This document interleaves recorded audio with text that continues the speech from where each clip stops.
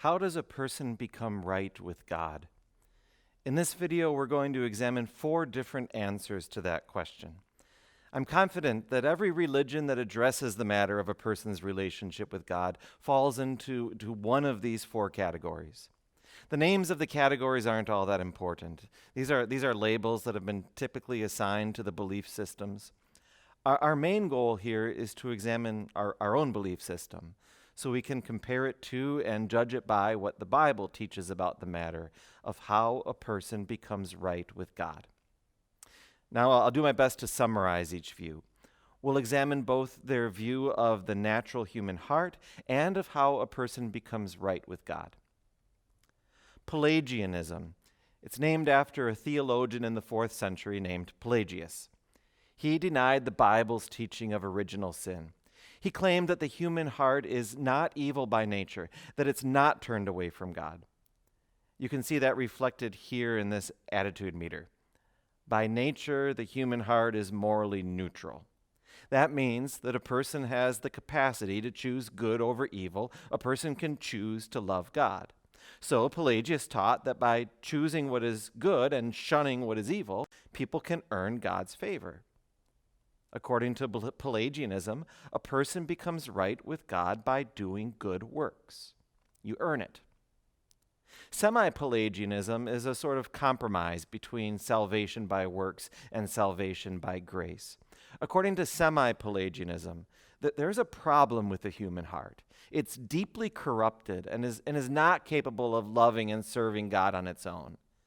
And that's where grace is said to come in. When you do good things such as going to church and receiving the sacraments, it's like God gives you a shot in the arm. He infuses you with His goodness so that you can do good works. And by doing those good works, you play your part in earning God's favor.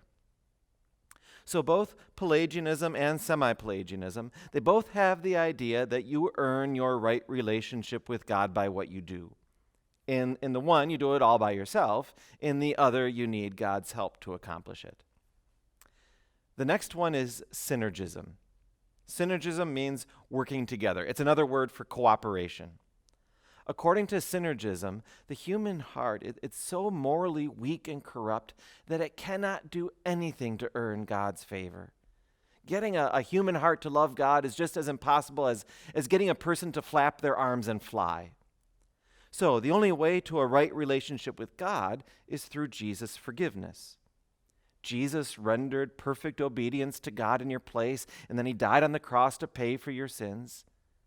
So in Synergism, Jesus did almost everything for your salvation. There's just one thing left for you to do, and that is to accept Jesus' forgiveness.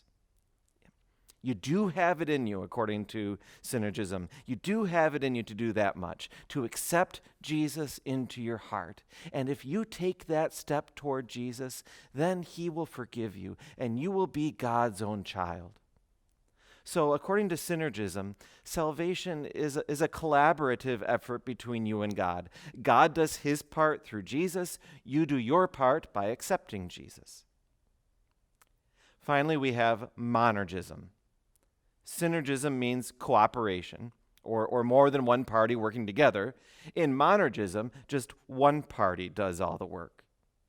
Monergism teaches that God is the sole cause of our right relationship with Him. And that's because by nature, the human heart is completely morally corrupt. It doesn't love God. It hates God through and through. It doesn't want a relationship with Him at all, not the true God at least. So if Jesus knocked on your door and said, "I died for you, believe in me," your heart would get out the shotgun and call the police. But God goes to work and overcomes that hard heart with His promise of forgiveness. He changes our hearts. According to Monergism, faith isn't our work for God. Faith is God's work in us. Not only is forgiveness a gift, but faith is a gift.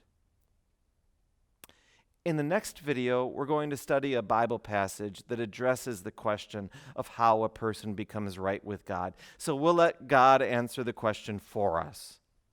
We'll study Ephesians chapter 2, verses 1 through 10. You can follow the link on the screen or in the description below to access the video.